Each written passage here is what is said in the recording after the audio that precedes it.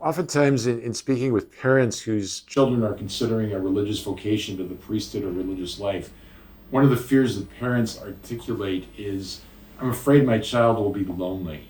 I'm afraid they're just going to feel isolated as a celibate, living priesthood or religious life.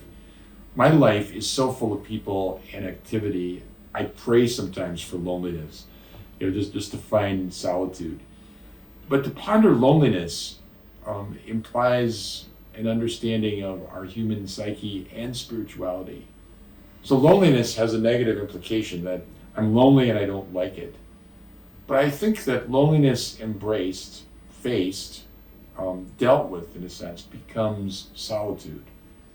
And I think the spiritual masters of our Catholic faith would indicate that solitude is a good thing. If perhaps too much of it is not healthy for people that need external stimulation, a lot of warmth of human relationships. So temperamentally, people are different.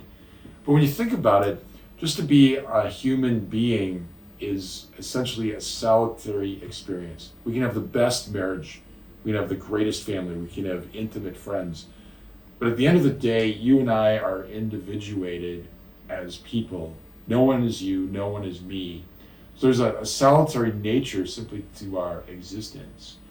And until we really discover that only the love of Christ can fill that aloneness, that can heal that wound within us, we're always going to be looking for an experience, an achievement, a possession, or a relationship that's going to fill the hole. But when I can really come to realize that only God can satisfy my desire for relationship and communion, I'll always be dissatisfied. I'll always be restless. I'll be afraid of my solitude. I'll be afraid of silence. When we embrace the Lord, then, we discover that it's in silence and solitude that we oftentimes most profoundly discover Him to be present. So these days of Advent are a great time for us, amidst the busyness, to seek out solitude, to seek out silence. That may be difficult for many of us to do, given our responsibilities and relationships.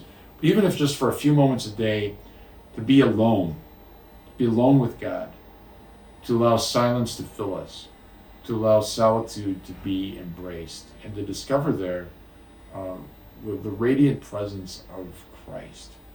Because if we're always busy, if we're always distracted, if we're always running around, we can never sit still long enough for God to speak to us. So I find when I can actually sit still and let God love me in solitude and silence, something very profound happens.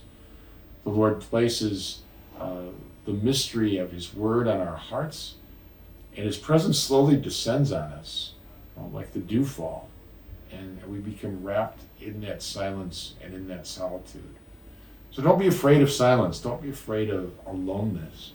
If we can embrace that and have the courage to face it, we'll discover God there, waiting for us to love us and to bless us.